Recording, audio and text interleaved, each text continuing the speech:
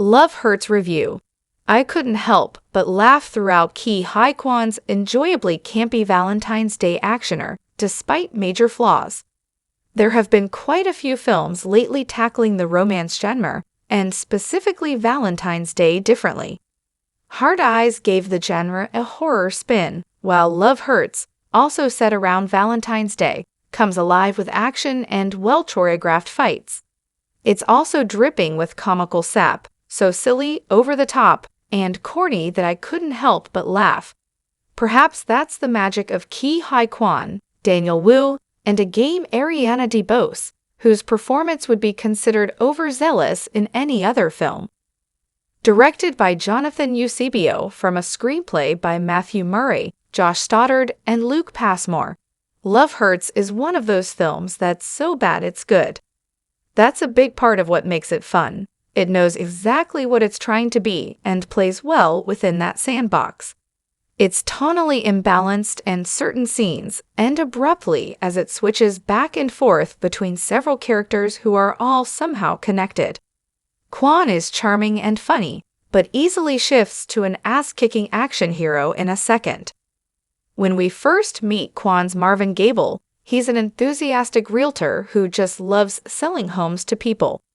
He's so good at his job that he wins the Regional Realtor Award for his work, an award that comes into play in surprising ways throughout the movie. But in these films, nothing good lasts forever, and Marvin's past life, as a killer who worked for his boba-loving brother Alvin Knuckles Gable Wu, comes back to haunt him with the return of the vengeful Rose DeBose, who was left for dead and accused of stealing Knuckles' money.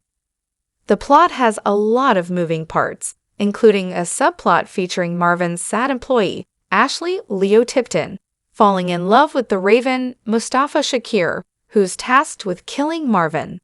Though I dare say only a couple of them actually work.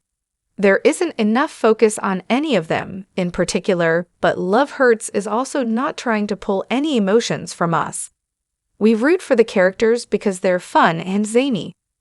The plot on the whole makes sense, but digging any deeper into the narrative would be a waste of time. The filmmakers know this, so they keep the story going at a swift pace and throw in a few action sequences to appease us. And that they do. I couldn't help but have a great time with the movie's camp. The experience of watching Love Hurts provides uninhibited enjoyment. It's deliberate in its narrative extravagance and the action scenes, which are expertly crafted and make good use of domestic objects like cookie cutters and refrigerators, and the actors' off-the-wall performances follow suit. Quan is a highlight of Love Hurts. Quan is always easy to love, and that's no different here. The actor plays Marvin with an earnest sincerity that I instantly believed how much he cared about his job and carving out a new life for himself. Audiences will get a kick out of Quan's interactions with Sean Astin, who plays Marvin's boss, making for a nice The Goodies reunion on screen. Shakir as a knife-throwing killer with a soft spot for love is also a standout. The actor's eyes are very expressive, and he plays into the comical side of things incredibly well. DeBose gives the most theatrical performance of the cast, though, and she relishes her role, chewing scenery with gusto and hilarity that borderlines cringe. Perhaps the most unbelievable thing about the film is Rose and Marvin's romance, with the actors lacking chemistry and a 19-year age difference that is so obvious I couldn't stop thinking about it whenever they crossed paths.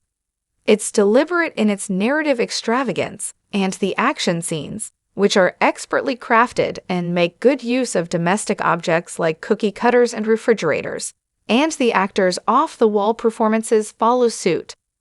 Despite this, Love Hurts manages to be entertaining. There's way too much exposition and intrusively distracting voiceovers from Quan and DeBose that tell us exactly what's on their characters' minds at the moment.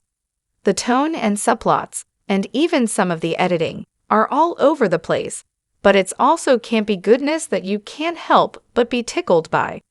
It's a silly kind of bad that I could get on board with.